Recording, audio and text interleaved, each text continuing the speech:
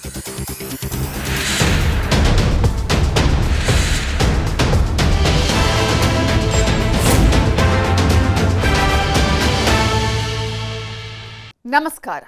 ವಿಶೇಷ ಕಾರ್ಯಕ್ರಮಕ್ಕೆ ಸ್ವಾಗತ. ನಾನು ನವಿತಾ ಜೈನ್. ಮಲೆನಾಡು ಕರಾವಳಿಯಲ್ಲಿ ನೆರೆ, ಒಳನಾಡಿನಲ್ಲಿ ಬರ, ರೈತ ಕಂಗಾಲು, ಭರ್ತಿಯಾಗ್ತಿವೆ ಜಲಾಶಯಗಳು, ಕೃಷ್ಣ ಕಾವೇರಿ ಕೊಳ್ಳದಲ್ಲಿ ಸಂಭ್ರಮ, ಸಚಿವರ ಸವಾರಿ, ಬರ ನೆರೆ ವೀಕ್ಷಣೆ, ಸಿಎಂ ಆಕ್ಷನ್ ಪ್ಲಾನ್ ಏನು, ಯಾವಾಗ ಘೋಷಣೆಯಾಗುತ್ತೆ ಬರ? ಇದುವೇ ಈ ಹೊತ್ತಿನ ಕಂಡಿದ್ದು ಕಾಣದ್ದು.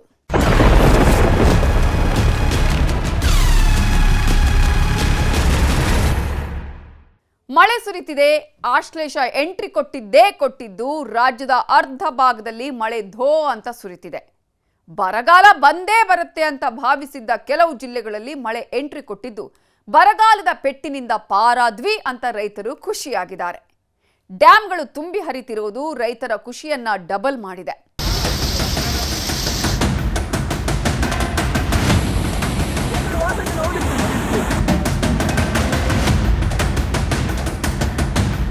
ಮಳೆ ಬೀಳುತ್ತಿದೆ, ಖುಷಿ ತರ್ತಿದೆ.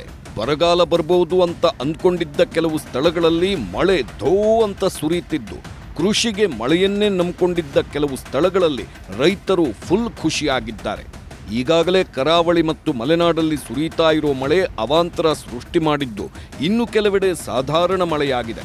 ಕೃಷಿಗೆ ಎಷ್ಟು ಬೇಕೋ ಅಷ್ಟು ಮಳೆ ಬಿದ್ದಿರುವುದು ರೈತರಲ್ಲಿ ಸಂತೋಷ ತಂದಿದೆ. ಬಿತ್ತನೆ ಕಾರ್ಯಗಳಿಗೆ ಮೊದಲೇ ಸಿದ್ಧತೆ ನಡೆಸಿದ್ದ ರೈತರು ಬಿತ್ತನೆ ಶುರು ಮಾಡಿಕೊಂಡಿದ್ದಾರೆ. ಇದರ ಜೊತೆಗೆ ಜಲಾಶಯಗಳು ತುಂಬುತ್ತಾ ಇರುವುದು ರೈತರ ಖುಷಿಯನ್ನ ಡಬಲ್ ಮಾಡ್ತಿದೆ.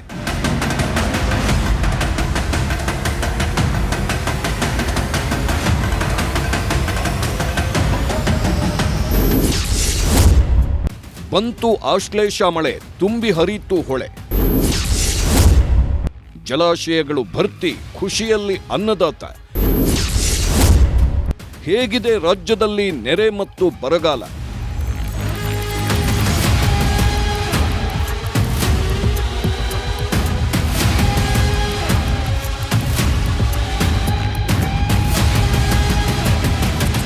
ಮಳೆಯಾಗುತ್ತಿದೆ. ಮಲೆನಾಡು ಮತ್ತು ಕರಾವಳಿಯಲ್ಲಿ ಭಾರೀ ಮಳೆಯಾಗುತ್ತಿದೆ. ಇತ್ತೀಚಿನವರೆಗೆ ಕಡಿಮೆ ಅಬ್ಬರಿಸ್ತಾ ಇದ್ದ ಮಳೆ ಈಗ ತನ್ನ ರೌದ್ರ ಸ್ವರೂಪ ತೋರಿಸ್ತಿದೆ. ಕೇರಳದಲ್ಲಿ ಕೋಲಾಹಲ ಉಂಟು ಮಾಡಿರೋ ಮಳೆ ರಾಜ್ಯದಲ್ಲಿ ರೈತರಿಗೆ ಖುಷಿ ಕೊಡ್ತಿದೆ. ಹೌದು, ಕೆಲವು ದಿನಗಳ ಹಿಂದಿನವರೆಗೆ ಪಶ್ಚಿಮ ಘಟ್ಟದಲ್ಲಿ ಸಾಮಾನ್ಯ ಮಳೆ ಆಗ್ತಾ ಇತ್ತು. ಅಲ್ಲಿ ಹುಟ್ಟೋ ನದಿಗಳು ನಿಧಾನಕ್ಕೆ ಹರಿತಾ ಇದ್ವು. ಜಲಾಶಯಗಳಿಗೆ ನೀರು ಕೂಡ ನಿಧಾನಕ್ಕೆ ಬರುತ್ತಾ ಇತ್ತು. ಕೆಲವೊಂದು ಜಲಾಶಯಗಳು ತುಂಬಿದ್ದು ಬಿಟ್ರೆ ಉಳಿದ ಜಲಾಶಯಗಳ ಮಟ್ಟ ಅಷ್ಟೇನೂ ಹೆಚ್ಚಾಗಿರಲಿಲ್ಲ. ಆದರೆ ಈಗ ಆಶ್ಲೇಷ ಮಳೆ ಅಬ್ಬರಿಸ್ತಾ ಇದೆ. ಪಶ್ಚಿಮ ಘಟ್ಟದಲ್ಲಿ ಹರಿತಾ ಇರೋ ನದಿಗಳು ತುಂಬಿ ಹರಿಯುತ್ತಿವೆ. ಪೂರ್ವವಾಹಿನಿ ನದಿಗಳು ತುಂಬಿ ಹರಿದು ಜಲಾಶಯಗಳನ್ನ ಭರ್ತಿಯಾಗೋ ಹಾಗೆ ಮಾಡ್ತಿವೆ. ಮಳೆಯಾಗ್ತಿದೆ ಅನ್ನೋದ್ರ ಜೊತೆಗೆ ಜಲಾಶಯಗಳು ತುಂಬುತ್ತಿವೆ ಅನ್ನೋ ಖುಷಿ ರೈತರಲ್ಲಿದೆ.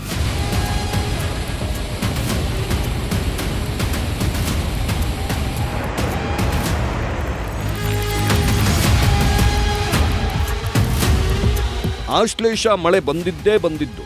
ಮಲೆನಾಡು ಮತ್ತು ಕರಾವಳಿ ಭಾಗದಲ್ಲಿ ಭಾರೀ ಮಳೆಯಾಗುತ್ತಿದೆ. ಉತ್ತರ ಕನ್ನಡ, ಉಡುಪಿ, ಚಿಕ್ಕಮಗಳೂರು, ಶಿವಮೊಗ್ಗ, ಬೆಳಗಾವಿ, ಹಾಸನ ಈ ಭಾಗದಲ್ಲಿ ಮಾತ್ರ ಹೆಚ್ಚು ಮಳೆಯಾಗಿದ್ದು, ಮಲೆನಾಡಿಗೆ ಸಮೀಪವಿರುವ ಕೆಲವು ಜಿಲ್ಲೆಗಳಲ್ಲಿ ಸಾಧಾರಣ ಮಳೆಯಾಗಿದೆ. ಇದಕ್ಕೆ ಕಾರಣ ಬಂಗಾಳ ಕೊಲ್ಲಿಯಲ್ಲಿ ಆದ ವಾಯುಭಾರ ಕುಸಿತ. ಈ ವಾಯುಭಾರ ಕುಸಿತವೇ ಮಲೆನಾಡು ಕರಾವಳಿಗೆ ಹೆಚ್ಚಿನ ಮಳೆಯನ್ನ ತಂದಿದೆ. ಇದಕ್ಕೆ ಸಾಕ್ಷ್ಯ ಹೇಳ್ತಿವೆ ಹಲವಾರು ನದಿಗಳು ಮತ್ತು ಜಲಾಶಯಗಳು ಹಾಗೂ ಜಲಪಾತಗಳು.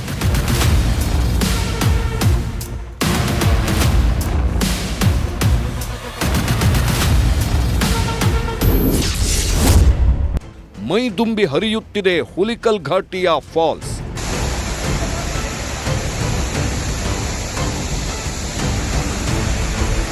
ಈ ಜಲಪಾತವನ್ನೊಮ್ಮೆ ನೋಡಿ. ಹಾಲ್ನೊರಿಯಂತೆ ಧುಮ್ಮಿಕ್ತಾ ಇರೋ ಈ ಜಲಪಾತವನ್ನ ನೋಡಿದ್ರೆ ಎಂಥವರಿಗೂ ಕೂಡ ಮೈಮರೆಯುತ್ತೆ. ಅಂದಹಾಗೆ ಇದು ಹೊಸನಗರದ ಹುಲಿಕಲ್ ಘಾಟ್ನಲ್ಲಿರುವ ಬಾಳೆಬರೆ ಫಾಲ್ಸ್. 100 ಅಡಿ ಎತ್ತರದಿಂದ ಭೋರ್ಗರೆಯುತ್ತಿರುವ ಈ ಜಲಪಾತ ಈಗ ಸುರಿದಿರೋ ಆಶ್ಲೇಷ ಮಳೆಯ ಕೊಡುಗೆ. ಈ ಜಲಪಾತವನ್ನ ನೋಡಿ ಪ್ರವಾಸಿಗರು ಮೈಮರೆತಿದ್ದಾರೆ. ಇದೊಂದೇ ಅಲ್ಲ, ಇದೇ ರೀತಿ ಹುಲಿಕಲ್ ಘಾಟ್ನಲ್ಲಿ 10 ನೈಸರ್ಗಿಕ ಜಲಪಾತಗಳು ಸೃಷ್ಟಿಯಾಗಿದ್ದು ಪ್ರವಾಸಿಗರನ್ನ ಆಕರ್ಷಿಸ್ತಾ ಇದ್ದಾವೆ.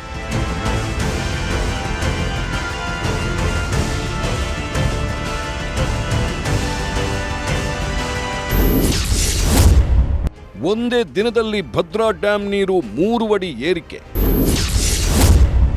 36,103 ಕ್ಯೂಸೆಕ್ ಒಳಹರಿವು, 189 ಕ್ಯೂಸೆಕ್ ಹೊರಹರಿವು. ಹುಲಿಕಲ್ ಘಾಟ್ ಒಂದು ಎಕ್ಸಾಂಪಲ್ ಅಷ್ಟೇ. ರಾಜ್ಯದಲ್ಲಿ ಹಲವೆಡೆ ಇನ್ನೂ 100 ಜಲಪಾತಗಳು ಸೃಷ್ಟಿಯಾಗಿವೆ. ಆ ಜಲಪಾತಗಳನ್ನ ಆಶ್ಲೇಷ ಮಳೆ ಸೃಷ್ಟಿ ಮಾಡಿದೆ. ಜಲಪಾತಗಳ ಜೊತೆಗೆ ಜಲಾಶಯಗಳಿಗೆ ನೀರು ಯಥೇಚ್ಛವಾಗಿ ಹರಿದು ಬರ್ತಿದೆ. ಮಲೆನಾಡು ಭಾಗದಲ್ಲಿ ವರುಣ ಅಬ್ಬರಿಸ್ತಾ ಇರೋದ್ರಿಂದ ಭದ್ರಾ ಜಲಾಶಯಕ್ಕೆ ಭಾರೀ ಪ್ರಮಾಣದಲ್ಲಿ ಒಳಹರಿವು ಹೆಚ್ಚಿದೆ. ಒಂದೇ ದಿನದಲ್ಲಿ ಭದ್ರಾ ಜಲಾಶಯದ ನೀರು 3 ಅಡಿಯಷ್ಟು ಏರಿಕೆಯಾಗಿದ್ದು 2 ದಿನಕ್ಕೆ 6 ಅಡಿ ನೀರು ಸಂಗ್ರಹವಾಗಿದೆ. ಜಲಾಶಯಕ್ಕೆ 36,103 ಕ್ಯೂಸೆಕ್ ಒಳಹರಿವು ಇದ್ದು 189 ಕ್ಯೂಸೆಕ್ ನೀರನ್ನ ಹೊರಗೆ ಬಿಡಲಾಗುತ್ತಿದೆ.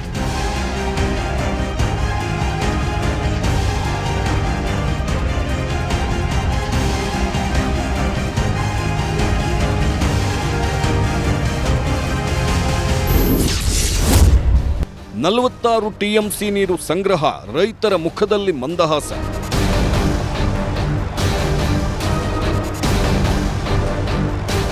ಭದ್ರಾ ಜಲಾಶಯದ ಒಟ್ಟು ಸಾಮರ್ಥ್ಯ 71 ಟಿಎಂಸಿ.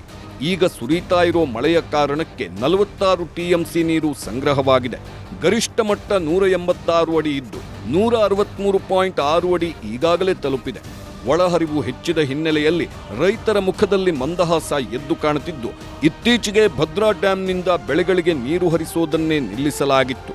ಡ್ಯಾಂ ತುಂಬಿದ್ರೆ ಮಳೆಗಾಲದ ಬೆಳೆಗಳಿಗೂ ನೀರು ಸಿಗುವ ಸಾಧ್ಯತೆ ಇರೋದ್ರಿಂದ ಅನ್ನದಾತರು ಖುಷಿಯಾಗಿದ್ದಾರೆ.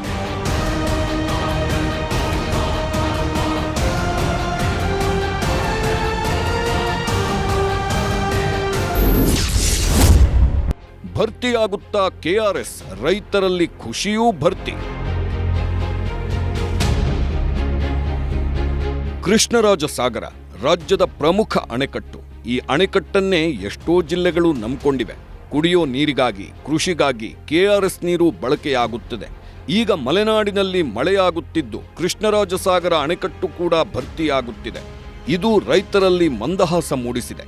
ಕೆಲವೇ ದಿನಗಳ ಹಿಂದೆ ಹೊಸ ಬೆಳೆಗೆ ಕೆಆರ್ಎಸ್ನಿಂದ ನೀರು ಬಿಡೋದೇ ಇಲ್ಲ ಅಂತ ಸರ್ಕಾರ ಸೂಚನೆ ನೀಡಿತ್ತು. ಈಗ ಕೆಆರ್ಎಸ್ ಜಲಾಶಯ ತುಂಬ್ತಾ ಇರೋದ್ರಿಂದ ಹೊಸ ಬೆಳೆಗೆ ನೀರು ಹರಿಸಲೇಬೇಕು ಅಂತ ರೈತರು ಒತ್ತಾಯಿಸ್ತಾ ಇದ್ದಾರೆ.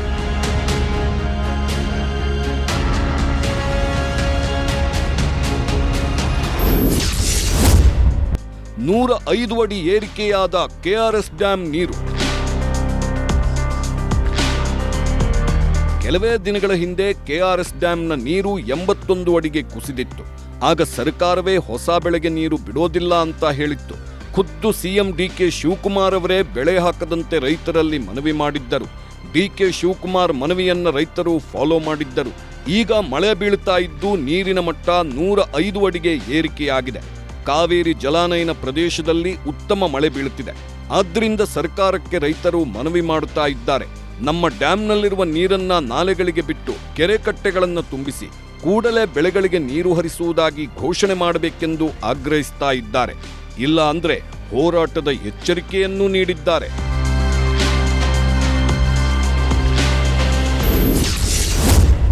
ಅರವತ್ತು ಟಿಎಂಸಿ ಭರ್ತಿಯಾದ ತುಂಗಭದ್ರಾ ಜಲಾಶಯ.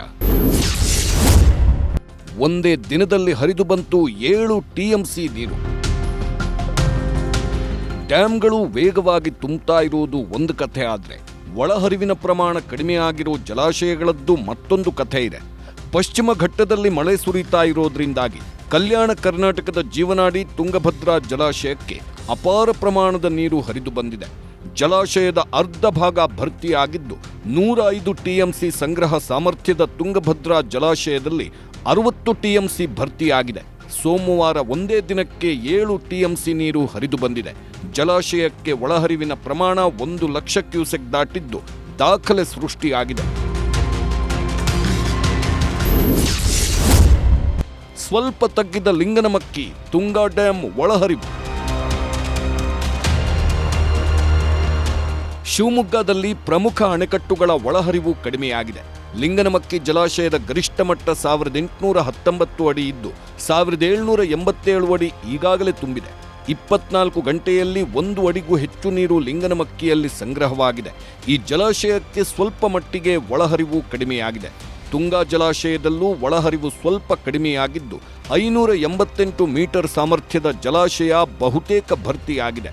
ಆದ್ದರಿಂದ ಒಳಹರಿವು 37,412 ಕ್ಯೂಸೆಕ್ ಇದ್ದು ಹೊರಹರಿವು ಕೂಡ ಬಹುತೇಕ ಅಷ್ಟೇ ಇದೆ.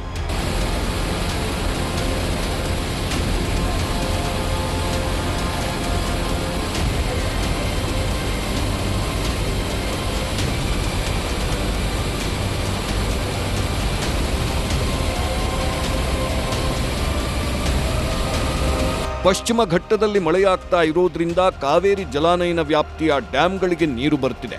ಅದೇ ರೀತಿ ಕೃಷ್ಣಾ ನದಿ ವ್ಯಾಪ್ತಿಯ ಜಲಾಶಯಗಳಿಗೂ ನೀರು ಬರ್ತಿದೆ. ಕೃಷ್ಣಾ ಮತ್ತು ಕಾವೇರಿ ಕೊಳ್ಳದ ಎಲ್ಲ ಜಲಾಶಯಗಳು ಭರ್ತಿಯಾಗುವ ಹಂತದಲ್ಲಿವೆ. ಜಲಾಶಯಕ್ಕೆ ನೀರು ತುಂಬುತ್ತಾ ಇರೋದು ನೋಡಿ ರೈತರು ಸಂತಸ ಪಡ್ತಾ ಇದ್ದಾರೆ. ಈಗ ಸುರಿತಿರೋ ಮಳೆ ಜಲಾಶಯಗಳಿಗೆ ಜೀವಕಳೆ ತಂದಿದೆ.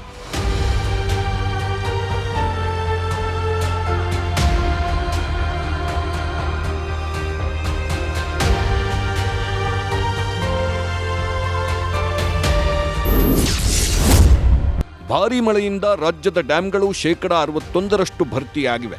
ರಾಜ್ಯದ ಡ್ಯಾಂಗಳ ಹೊರಹರಿವು 1,82,132 ಕ್ಯೂಸೆಕ್ ಇದೆ.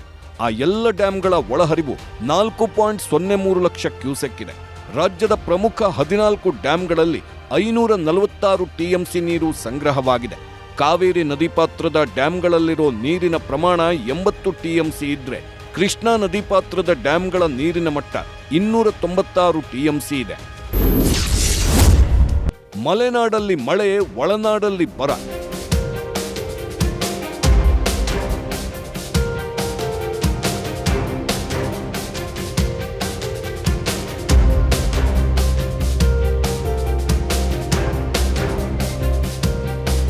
ಮಲೆನಾಡು ಮಳೆನಾಡಾಗಿದೆ. ಕರಾವಳಿ ಮಳೆ ಸುರಿದು ಕಂಗಾಲಾಗಿದೆ. ಉತ್ತರ ಕನ್ನಡ, ಉಡುಪಿ, ಚಿಕ್ಕಮಗಳೂರು, ಶಿವಮೊಗ್ಗ, ಬೆಳಗಾವಿ, ಹಾಸನ ಈ ಭಾಗದಲ್ಲಿ ಮಾತ್ರ ಹೆಚ್ಚು ಮಳೆಯಾಗಿದ್ದು ದಕ್ಷಿಣ ಕರ್ನಾಟಕ ಒಳನಾಡಿನಲ್ಲಿ ಮಳೆ ಕೊರತೆ ಇದೆ. ಹೌದು, ಬೆಂಗಳೂರು ಗ್ರಾಮಾಂತರ, ಚಿಕ್ಕಬಳ್ಳಾಪುರ, ಕೋಲಾರ, ಚಿತ್ರದುರ್ಗ, ದಾವಣಗೆರೆ, ವಿಜಯನಗರ, ಬಳ್ಳಾರಿ ಜಿಲ್ಲೆಗಳಲ್ಲಿ ಮಳೆ ಕೊರತೆ ಜಾಸ್ತಿ ಇದೆ. ಉತ್ತರ ಕರ್ನಾಟಕದ ಒಳನಾಡಿನಲ್ಲಿ ಜಲಾಶಯಗಳು ತುಂಬುತ್ತಿದ್ದು ಅನ್ನದಾತರಿಗೆ ರಿಲೀಫ್ ಸಿಕ್ಕಿದೆ. ಆದರೆ ದಕ್ಷಿಣ ಒಳನಾಡಿನಲ್ಲಿ, ಅದರಲ್ಲೂ ಬೆಂಗಳೂರು ಗ್ರಾಮಾಂತರ, ಚಿಕ್ಕಬಳ್ಳಾಪುರ, ಕೋಲಾರ ಭಾಗದಲ್ಲಿ ಜಲಾಶಯವೂ ಇಲ್ಲದೆ ಮಳೆಯೂ ಇಲ್ಲದೆ ಅನ್ನದಾತರು ಕಂಗಾಲಾಗಿದ್ದಾರೆ.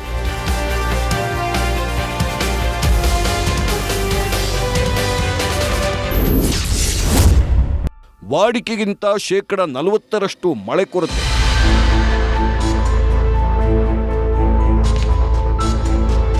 ದಕ್ಷಿಣ ಒಳನಾಡಿನಲ್ಲಿ ವಾಡಿಕೆಗಿಂತ 40% ಮಳೆ ಕೊರತೆ ಇದೆ. ಕೆಲವು ಕಡೆಗಳಲ್ಲಂತೂ ಒಂದೇ ಒಂದು ಹನಿಯೂ ಮಳೆ ಬಿದ್ದಿಲ್ಲ. ಜೂನ್ 1ರಿಂದ ಸೆಪ್ಟೆಂಬರ್ 30ರವರೆಗೂ ನೈಋತ್ಯ ಮಾನ್ಸೂನ್ ಎಂದು ಕರೆಯಲಾಗುತ್ತದೆ. ಈ ವೇಳೆ ಸ್ವಲ್ಪವಾದರೂ ಮಳೆ ಬೀಳಲೇಬೇಕಿತ್ತು. ಆದರೆ ಎಲ್ ನಿನೋ ಪರಿಣಾಮ ಆಗಸ್ಟ್ ತಿಂಗಳಲ್ಲಿ ಮಳೆಯ ಮೇಲೆ ಪರಿಣಾಮ ಬೀರಿದೆ. ಆದ್ದರಿಂದ ದಕ್ಷಿಣ ಒಳನಾಡಿನಲ್ಲಿ ಮಳೆ ಕೊರತೆ ಇದೆ. ಈಗ ಮಲೆನಾಡು, ಕರಾವಳಿ ಭಾಗದಲ್ಲಿ ಮಳೆಯಾದರೂ ಎಷ್ಟು ಮಳೆಯಾಗಬೇಕಿತ್ತೋ ಅಷ್ಟು ಆಗಿಲ್ಲ. ಸರಾಸರಿ 30 ವರ್ಷಕ್ಕೆ ಹೋಲಿಸಿದ್ರೆ ಮಳೆ ಪ್ರಮಾಣ ಕಡಿಮೆಯಾಗಿದ್ದು ಮಲೆನಾಡು, ಕರಾವಳಿ ಹೊರತುಪಡಿಸಿ ಉಳಿದೆಡೆ ಬರತಾಂಡವವಾಡುತ್ತಿದೆ.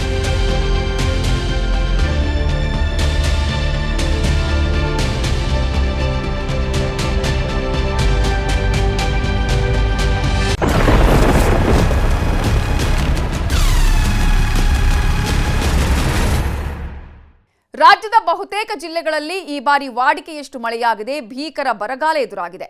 ಮುಂಗಾರು ಕೈಕೊಟ್ಟಿರೋದ್ರಿಂದ ಅನ್ನದಾತರು ಮುಂದೇನು ಅಂತ ಗೊತ್ತಾಗದೆ ಕಂಗಾಲಾಗಿದ್ದಾರೆ. ರಾಜ್ಯದಲ್ಲಿ ಬಹುತೇಕ ಬರಗಾಲವಿದೆ ಅಂತ ಸರ್ಕಾರವೇ ಹೇಳಿದ್ದು ಈಗ ಸರ್ಕಾರದ ಪ್ರತಿನಿಧಿಗಳು ಅಖಾಡಕ್ಕಿಳಿದಿದ್ದಾರೆ. ರಾಜ್ಯದಲ್ಲಿ ಬರತಾಂಡವ, ಅನ್ನದಾತ ಕಂಗಾಲು.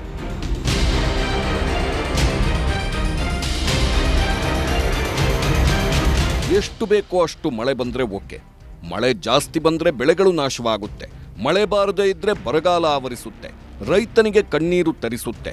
ಇಲ್ಲೊಮ್ಮೆ ನೋಡಿ, ಮಳೆ ಕೈಕೊಟ್ಟ ಕಾರಣದಿಂದ ಮೆಕ್ಕೆಜೋಳವನ್ನ ರೈತನೇ ನಾಶ ಮಾಡಿದ್ದಾನೆ. 4 ಎಕರೆ ಪ್ರದೇಶದಲ್ಲಿ ಮೆಕ್ಕೆಜೋಳ ಬೆಳೆದಿದ್ದ ರೈತ ಶಂಕರಪ್ಪ ಮಳೆ ಇಲ್ಲದ ಕಾರಣಕ್ಕೆ ಮೇಕೆ, ಕುರಿಗಳನ್ನ ಮೆಕ್ಕೆಜೋಳದ ಬೆಳೆಯನ್ನ ಮೇಯಲು ಬಿಟ್ಟಿದ್ದಾನೆ. ಇದೇ ರೀತಿ ರಾಜ್ಯದ ಹಲವಾರು ಜಿಲ್ಲೆಗಳಲ್ಲಿ ನಡೆದಿದೆ.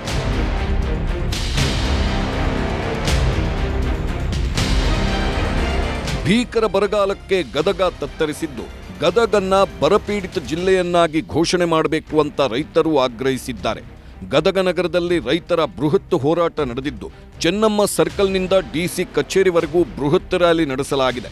ಹೆಸರುಕಾಳು, ಗೋವಿನ ಜೋಳ, ಮೆಣಸಿನಕಾಯಿ ಬೆಳೆಗಳು ಸಂಪೂರ್ಣ ಹಾನಿಯಾಗಿದ್ದು ಸರ್ಕಾರ ಸ್ಪಂದಿಸಬೇಕು ಅಂತ ಒತ್ತಾಯಿಸಿದ್ದಾರೆ. ನನ್ನ ಜಿಲ್ಲಾಧಿಕಾರಿಗಳಿಗೆ ನಾವು ಮೊನ್ನೆ ಮನವಿಯನ್ನು ಕೊಟ್ಟಾಗ ರೈತರ ಪರವಾಗಿ ರೈತರಿಗೆ ಇವತ್ತು ಸಂಕಷ್ಟ ಎದುರಾಗಿದೆ. ಮಾನ್ಯ ಅಧಿಕಾರಿಗಳೇ, ತಾವು ದಯವಿಟ್ಟು ಎಲ್ಲ ಗದಗ ಜಿಲ್ಲೆಯನ್ನ ಬರಗಾಲ ಬೇಕು ಮತ್ತು ಕಳೆದ ವರ್ಷದ ಬೆಳೆ ವಿಮೆ ಇವತ್ತು ಗದಗ ಜಿಲ್ಲೆಗೆ ಬಂದಿಲ್ಲ, ತಾವು ಅದನ್ನ ಬೇಗನೆ ಮಂಜೂರು ಮಾಡಬೇಕು. ಎಲ್ಲ ರೈತರ ಸಾಕಷ್ಟು ಬೇಡಿಕೆಗಳು, ಪ್ರಮುಖ ಬೇಡಿಕೆಗಳಾದಂಥ ಗದಗ ಜಿಲ್ಲೆಯನ್ನ ಬರಗಾಲ ಘೋಷಣೆ ಅಂತ ಮಾಡಬೇಕು. ನಮ್ಮ ಹಲವಾರು ಬೇಡಿಕೆಗಳು ಅದಾವು. ಪ್ರಪ್ರಥಮವಾಗಿ ಈ DC ವಜಾ ಆಗಬೇಕು, ಸರ್ಕಾರಿ ಕೆಲಸದಿಂದ ವಜಾ ಆಗಬೇಕು. ನಮ್ಮ ಬೆಳೆ ವಿಮಾ ಏನೈತಲ್ಲ ತಕ್ಷಣ ಬಿಡುಗಡೆ ಆಗಬೇಕು. ಮೇಲಾಗಿ ರೈತರ ಸಂಪೂರ್ಣ ಸಾಲ ಮನ್ನಾ ಆಗಬೇಕು. ಈ ಜಿಲ್ಲೆಯನ್ನು ಬರಗಾಲ ಪ್ರದೇಶವೆಂದು ಸಾರಬೇಕು ಅಂಥೇಳಿ ಈ DC ಅವರಿಗೆ ಮನವಿ ಮಾಡ್ಕೊಳ್ಳಕ್ಕೆ ಬಂದೀವಿ. ಕೊಪ್ಪಳ ಜಿಲ್ಲೆಯಲ್ಲಿ ಮುಂಗಾರು ಮಳೆ ಕೈಕೊಟ್ಟು ರೈತರು ತೀವ್ರ ಬರ ಅನುಭವಿಸುತ್ತಿದ್ದಾರೆ. ಜೂನ್ ತಿಂಗಳಿನಿಂದ ಇಲ್ಲಿಯವರೆಗೂ 40% ಮಳೆ ಕೊರತೆ ಉಂಟಾಗಿದೆ. ಮಳೆ ಕೊರತೆಯಿಂದಾಗಿ ಜಿಲ್ಲೆಯಲ್ಲಿ 69% ಮಾತ್ರ ಬಿತ್ತನೆಯಾಗಿದೆ. ಒಟ್ಟು 3.49 ಲಕ್ಷ ಹೆಕ್ಟೇರ್ ಪ್ರದೇಶ ಬಿತ್ತನೆಯಾಗಬೇಕಿತ್ತು. ಆದರೆ 2.41 ಲಕ್ಷ ಹೆಕ್ಟೇರ್ ಪ್ರದೇಶ ಮಾತ್ರ ಬಿತ್ತನೆಯಾಗಿದೆ.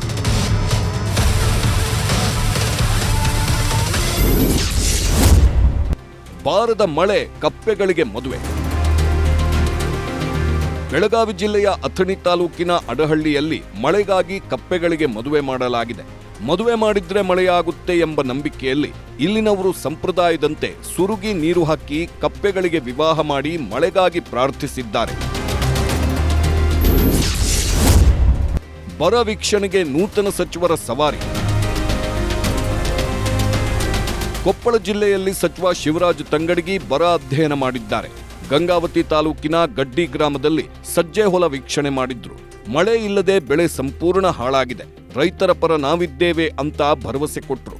ಬೆಂಗಳೂರು ಗ್ರಾಮಾಂತರ ಜಿಲ್ಲೆಯಲ್ಲಿ ಸಚಿವ ಮುನಿಯಪ್ಪ ಪ್ರವಾಸ ಮಾಡಿ ಮಾಹಿತಿ ಸಂಗ್ರಹ ಮಾಡಿದ್ರೆ, ಚಿತ್ರದುರ್ಗದಲ್ಲಿ ಸಚಿವ ರಘುಮೂರ್ತಿ ಎಲ್ಲೆಲ್ಲಿ ಎಷ್ಟೆಷ್ಟು ಮಳೆಯಾಗಿದೆ ಅನ್ನೋದನ್ನ ಪರಿಶೀಲಿಸಿದ್ರು.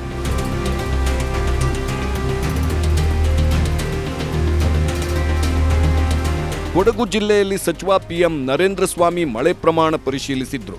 ಕೊಡಗಿನ ಹಾರಂಗಿ ಜಲಾಶಯಕ್ಕೆ ಆಗಮಿಸಿದ ನರೇಂದ್ರ ಸ್ವಾಮಿ ಹಾರಂಗಿಯಲ್ಲಿ ಸಂಗ್ರಹವಾಗಿರುವ ನೀರಿನ ಮಟ್ಟ, ಹೊರಬಿಟ್ಟಿರುವ ನೀರಿನ ಬಗ್ಗೆ ಮಾಹಿತಿ ಪಡೆದರು. ಮತ್ತೊಂದು ಕಡೆ ಹಾಸನದಲ್ಲಿ ಶಿವಲಿಂಗೇಗೌಡ, ಧಾರವಾಡದಲ್ಲಿ ಸಚಿವ ಲಾಡ್ ಬರ ಪರಿಶೀಲನೆ ನಡೆಸಿ ಕೇಂದ್ರದಿಂದ ನಮಗೆ ಸಪೋರ್ಟ್ ಸಿಕ್ಕಿಲ್ಲ, ಕಾಂಗ್ರೆಸ್ ರಾಜ್ಯಗಳಿಗೆ ಮಲತಾಯಿ ಧೋರಣೆ ಆಗ್ತಿದೆ ಅಂತ ಆರೋಪ ಮಾಡಿದ್ರು.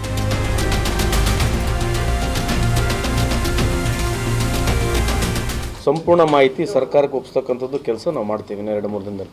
ಯಾಕಂತಂದರೆ DCಗಳು ಆಲ್ರೆಡಿ ಇಡೀ ಕರ್ನಾಟಕದಲ್ಲಿ ಎಲ್ಲ DCಗಳು ತಿರುಗಾಡಿದ್ದಾರೆ. ಬರ ಘೋಷಿತ ಮಾಡಬೇಕಂದ್ರೆ ಆ ಗೈಡ್ಲೈನ್ಸ್ ಇರ್ತದೆ, ಆ ಗೈಡ್ಲೈನ್ಸ್ ಒಳಗೆ ಯಾವ ಬರ್ತವೆ ಚೆಕ್ ಮಾಡಬೇಕಾಗುತ್ತೆ. ಅದರ ಸಪೋರ್ಟ್ ನಮಗೆ ಕೇಂದ್ರ ಸರ್ಕಾರದಿಂದ ಯಾವಾಗ ಕಾಂಗ್ರೆಸ್ ಸರ್ಕಾರಗಳು ಇದಾವೆ ರಾಜ್ಯದಲ್ಲಿ ಯಾವಾಗಲೂ ಮಲ್ತಾಯಿ ಧೋರಣೆ ಆಗಿರ್ತಕ್ಕಂಥದ್ದು ಮೇಲ್ನೋಟಕ್ಕಲ್ಲ, ವಾಸ್ತವಾಂಶ ಕೂಡ ಇದೆ. ಕೇಂದ್ರ ಸರ್ಕಾರದಿಂದ ದುಡ್ಡು ಬಂದಿಲ್ಲ ಅಂತಕ್ಕಂಥದ್ದು ವಾದ, ನಾವ್ಯಾವುದು ಕಾಟಾಚಾರಕ್ಕಲ್ಲ, ಸತ್ಯಾಂಶ ಇದೆ. ಬೇರೆ ರಾಜ್ಯಗಳಿಗೆ ಎಷ್ಟು ದುಡ್ಡು ಹೋಗಿದೆ, ನಮ್ಮ ರಾಜ್ಯಗಳಿಗೆ ಎಷ್ಟು ದುಡ್ಡು ಬಂದಿದೆ, ನೀವು ಬೇಕಾದ್ರೆ ಚೆಕ್ ಮಾಡಿ ನೋಡಿ. ಬರಗಾಲ ತೀವ್ರವಾಗ್ತಾ ಇರುವಂತೆ ರಾಜ್ಯ ಸರ್ಕಾರ ಅಲರ್ಟ್ ಆಗಿದೆ. ಸಿಎಂ DK ಶಿವಕುಮಾರ್ 15 ದಿನಗಳಲ್ಲಿ ವರದಿ ನೀಡುವಂತೆ ಸೂಚಿಸಿದ್ದು, ಸಚಿವರು ಅಖಾಡಕ್ಕಿಳಿದು ಮಳೆ ಪ್ರಮಾಣ ಸಂಗ್ರಹಿಸ್ತಾ ಇದ್ದಾರೆ. ತಮಗೆ ವಹಿಸಿರುವ ಜಿಲ್ಲೆಗಳಲ್ಲಿ ಪ್ರವಾಸ ಕೈಗೊಂಡಿದ್ದಾರೆ. ಎಷ್ಟು ಮಳೆ, ಎಷ್ಟು ಪ್ರಮಾಣದ ಬಿತ್ತನೆ, ಎಷ್ಟು ಬಿತ್ತನೆ ಕೊರತೆ, ಹೀಗೆ ಹಲವು ಅಂಕಿಅಂಶಗಳ ಮಾಹಿತಿ ಸಂಗ್ರಹ ಮಾಡುತ್ತಿದ್ದು, ಇದೆಲ್ಲ ಅಂಕಿಅಂಶಗಳನ್ನಿಟ್ಕೊಂಡು ರಾಜ್ಯ ಸರ್ಕಾರ ಬರ ಘೋಷಣೆ ಮಾಡುವ ಸಾಧ್ಯತೆ ಇದೆ. ಕೆಲವೆಡೆ ನೆರೆ ಬರ್ತಿದೆ. ಇನ್ನೂ ಕೆಲವು ಸ್ಥಳಗಳಲ್ಲಿ ಕೃಷಿಗೆ ಎಷ್ಟು ಬೇಕೋ ಅಷ್ಟು ಮಳೆ ಬಿದ್ದಿರುವುದು ರೈತರಲ್ಲಿ ಸಂತೋಷ ತಂದಿದೆ. ಆದರೆ ಬಹುತೇಕ ಕಡೆಗಳಲ್ಲಿ ಬರಗಾಲ ತಾಂಡವವಾಡ್ತಿದ್ದು, ಸರ್ಕಾರ ಅವರೆಲ್ಲರಿಗೂ ಹೇಗೆ ಪರಿಹಾರ ಒದಗಿಸುತ್ತೆ ಅನ್ನೋದು ಕಾದು ನೋಡಬೇಕು. ಇದುವೇ ಈ ಹೊತ್ತಿನ ವಿಶೇಷ. ನೋಡ್ತಾ ಇರಿ News 18 ಕನ್ನಡ. ಜಾಲ ನಮ್ಮದು, ಬಲ ನಿಮ್ಮದು.